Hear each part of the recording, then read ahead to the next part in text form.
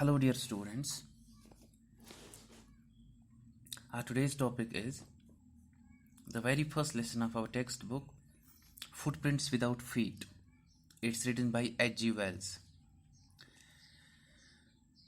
Herbert George Wells, usually known as H.G. Wells, was born on 21st of September 1866 and died on 13th August 1946. He was an English author best known for his work in the science fiction. Wells and Jules Verne are often referred to as the father of science fiction. Wells was an outspoken socialist and pacifist, and his later works became increasingly political and didactic. His middle period novels, written between 1900 to 1920, were more realistic. They covered lower middle class life,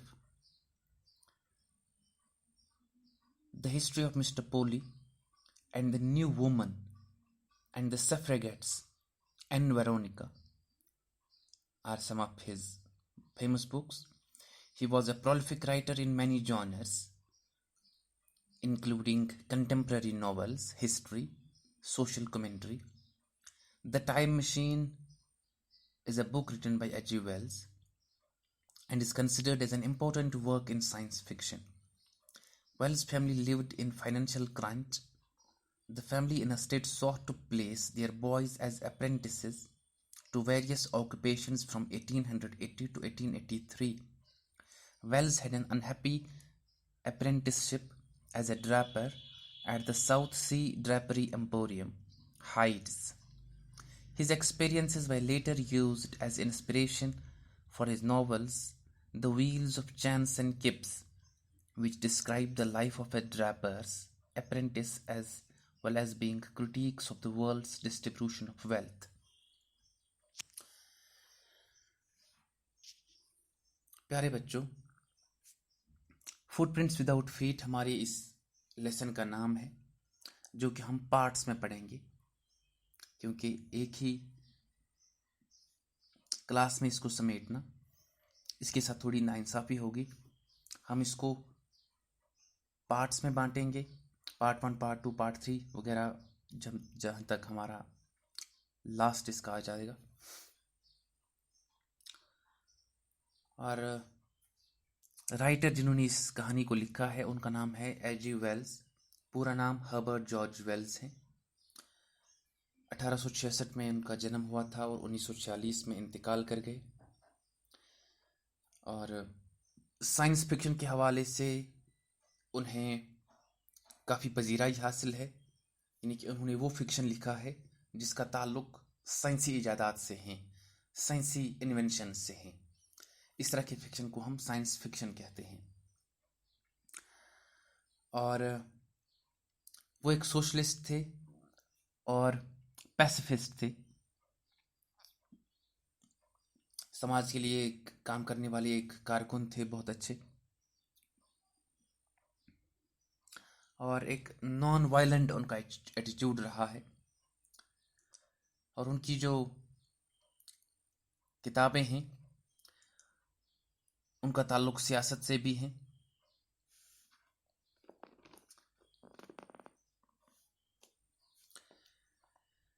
उनकी खास किताबें जो उन्होंने 1900 से लेकर के 1920 तक, इन 20 साल पीरियड में जो उन्होंने किताबें लिखी हैं वो ज़्यादा रियलिस्टिक हैं. हकीकी ज़िंदगी के साथ उनका ज़्यादा ताल्लुक है. और उनमें से एक बुक जो है the history of mister Polly, new woman, suffragettes, ये कुछ किताबें हैं. और वो एक प्रोलिफिक राइटर थे. प्रोलिफिक राइटर यानी कि काफ़ी ज़्यादा किताबें लिखने वाले राइटर को प्रोलिफिक राइटर कहते हैं.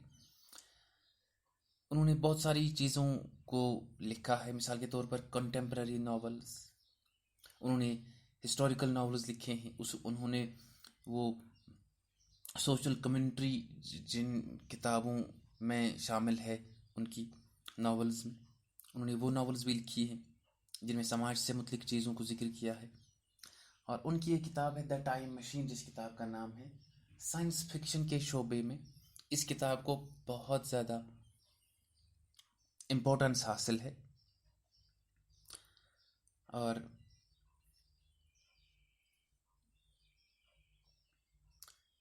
इस कहानी में हमें एच.जी. वेल्स एक साइंटिस्ट के बारे में कहानी बताते हैं और ये कहानी आप याद रखना है कि ये भी एक साइंस फिक्शन की कहानी है क्योंकि इसमें भी एक साइंसी इन्वेंशन के बारे में इन्होंने बात की है। ये बेस्ट एग्जाम्पल है अगर आपको ये समझना हो कि साइंस फिक्शन किस तरह की फिक्शन को कहते हैं। तो ये जो स्टोरी हम पढ़ने जा रहे हैं आपके लिए बहुत इम्पोर्टेंट है और आप यहीं से समझ जाएंगे कि साइंस फिक्शन किस फिक्शन को कहते हैं। हाँ, मैं आपको याद दिलाऊंगा आपकी पिछले साल का जो आपका टेक्स्ट बुक था इंग्लिश का, उसमें एक कहानी थी। हाँ, वो कहानी आपने पढ़ी है। उस कहानी का नाम है द फन दे हैड। आपको याद है कि फ्यूचर एक ज़माने की उसमें कहानी है जब दो बच्चे स्कूल के बारे में बात करते हैं तो काफ़ी हैरान हो जाते हैं कि ये स्कूल क्या होगा। और उस ज़माने में फ्यूचर में स्कूल किस तरह के होंगे कि कंप्यूटर ही सारा कुछ बच्चे के लिए होगा, उसका स्कूल, उसका सब कुछ, उसका टीचर। और ऑनलाइन एग्ज़ाम्स होंगे, ऑनलाइन पढ़ाई होगी, जिस तरह आज हम लॉकडाउन के पीरियड में ऑनलाइन स्टडी करते हैं चीज़ों को। तो इस तरह फ्यूचर एक दिन आएगा कि सारे स्कूल्स ख़त्म हो जाएंगे, इनकी इम्पोर्टेंस मिट जाएगी और लोग ऑनलाइन पढ़ेंगे, लोग ऑनलाइन एग्ज़ाम्स देंगे और हर एग्ज़ाम के बाद उनका ग्रेड कार्ड जनरेट हो जाएगा। और उनकी जिस तरह आपने नई एजुकेशन पॉलिसी में भी देखा कि एक जिस तरह आपका बैंक अकाउंट होता है, आप वहाँ पे पैसे जमा करते हैं, इस तरह जो है अब एक इंसान का प्रोफाइल होगा कि उसने क्या पढ़ा है ज़िंदगी में, वो सारा कुछ उसका जमा हो जाएगा उसमें, जिस तरह हमारे बैंक में हमारे पैसे जमा हो जाते हैं। तो इसकी सारी क्वालिफिकेशन उसमें शामिल हो जाएगी और जब ये नौकरी के लिए जाएगा कहीं पे तो वो प्रोफाइल इसके पेन ड्राइव में, इसके मोबाइल फ़ोन में या इसकी जो भी लैपटॉप वगैरह होगा तो उसमें से ओपन करके ये उनको दिखा देगा कि मैंने ये पढ़ा है, मैंने ये एग्ज़ाम्स दिए हैं ऑनलाइन, अब इतने मार्क्स मैंने हासिल किए हैं और ये मेरी डिग्रीज है, ये मैंने सब कुछ पढ़ा है। तो उसी बेस पे उनको जो है नौकरी मिलेगी, इंटरव्यू होगा वगैरह वगैरह। ये एक नया सिस्टम जनरेट हो जाएगा आप अगर इस पे थोड़ा सा ध्यान दोगे। या आपकी वो कहानी जो है द फन दे हैड, उसके मतलब ऑनलाइन आप चेक करोगे, यूट्यूब पे चेक करोगे कि उसके थीम्स क्या हैं, उसका आइडिया क्या है, तो आपको ये जो सारी बातें क्लियर हो जाएगी।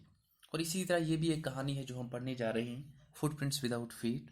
हर्बर्ट जॉर्ज वेल्स की ये कहानी है जो कि साइंस फिक्शन के बहुत बड़े माहिर हैं।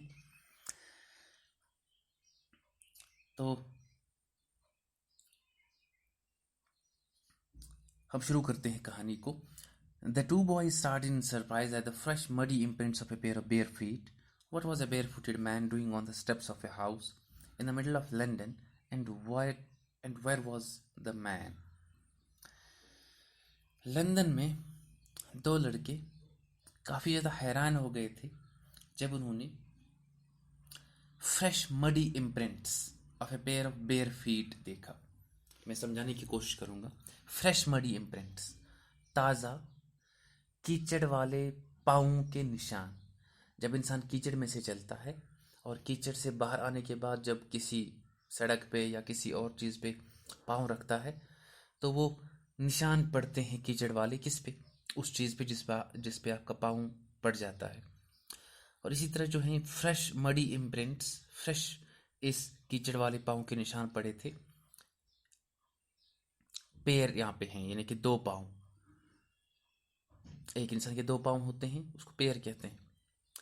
तो ये बेयर फीट है, लेकिन यानी कि पाँव जो हैं वो नंगे हैं, उनमें जूता चप्पल वगैरह नहीं पहने हैं। What was a barefooted man doing on the steps of a house in the middle of London? तो एक नंगे पाँव वाला इंसान क्या कर रहा था कीचड़ में, वो भी इस लंदन शहर के बीचों बीच।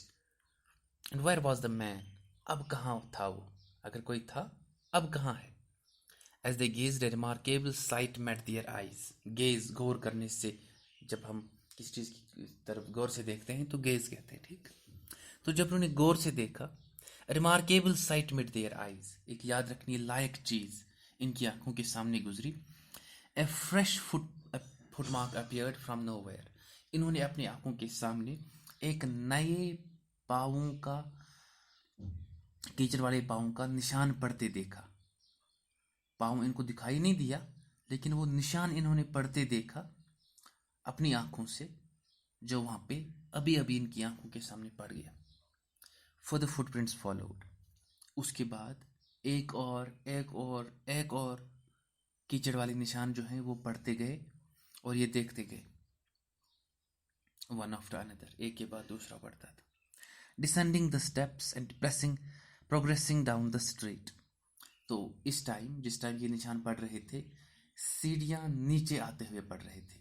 यानी कि कोई एक, हमारे हिसाब से मानो कि जिन जैसा कोई चीज़ जो सीढ़ियों से ऊपर से नीचे आ रहा था और कीचड़ वाले पाँव के निशान पड़ते जा रहे थे। तो सीढ़ी जब खत्म हो गई तो नीचे जो स्ट्रीट थी, सड़क थी, वहाँ पे पढ़ना शुरू हो गई। The boys got fascinated and followed, ये बॉयज़ जो हैं दोनों, दो लड़के जो वहाँ पे खेल रहे थे या कुछ कर रहे थे, वो काफ़ी दिलचस्पी हो गए, उनकी दिलचस्पी हो गई इस चीज़ के ऊपर, और उन्होंने इन पाँवों के पीछे पीछे चलना शुरू कर दिया। until the muddy impressions became fainter and fainter and at last disappeared altogether, तो तब तक ये पीछे जाते रहे जब तक कि धूल वगैरह जो हैं, वह कीचड़ जो ख़त्म हो गई उन पाँवों की, और अब जो हैं काफ़ी धीमा हो गया उन निशानों का पड़ना। क्योंकि आप जब बाथरूम से निकलते हैं तो आपका पहला पाँव बिल्कुल जो है गीला पड़ जाता है किसी सतह पे जब आप डालते हो, तो जब आप दूसरा डालते हैं तो उससे काम, तीसरा उससे काम, चौथा उससे काम, और आप 8-10 कदम जब आगे चले जाते हैं तो आपका पाँव जो है इतने में खुश्क हो जाता है और निशान पड़ना बंद हो जाता है। तो उसी तरह जहाँ तक वो दूर, जितना दूर वो चले गए उतना दूर उनकी पाँव की कीचड़ खत्म हो गई और अब जो है पाँव पड़ने का निशान जो है वो बंद हो गया। The explanation of the mystery was really simple enough, और ये जो इस राजदारी की एक एक्सप्लेनेशन थी वो बिल्कुल सीधी और सादी थी। The bewildered boys had been following a scientist who had just discovered how to make the human body transparent, और ये जो हैरान हो गए थे, दो bewilder कहते हैं हैरान होने को, ये जो दो बच्चे बहुत ज़्यादा हैरान हो गए थे कि ये कीचड़ के निशान आते कहाँ से हैं। ये दरअसल एक साइंटिस्ट वहाँ से चल रहा था, जिस साइंटिस्ट ने अभी अभी ये डिस्कवर किया था कि इंसान की बॉडी को किस तरह गायब किया जा सकता है, कि आप वहाँ पे मौजूद हैं लेकिन आप किसी को दिखाई नहीं देते हो, ठीक, उस तरह का गायब यहाँ पे मुराद है। और ये एक साइंटिस्ट था जिसके ये पाँव के निशान पड़ रहे थे, और उस साइंटिस्ट ने अभी अभी ये डिस्कवर किया था कि इंसान की बॉडी को गायब कैसे किया जा सकता है, ठीक। हम आज के लेसन को यहीं पे रोक देते हैं। आप इसको देखोगे घर में और इसको पढ़ोगे, ऑडियो को सुनोगे, और आपको इंशाल्लाह सारी चीज़ें इस लेसन के बारे में जो हैं वो क्लियर हो जाएंगी। और नेक्स्ट पार्ट हमारा कल इसका कंटिन्यू रहेगा। Thank you dear students.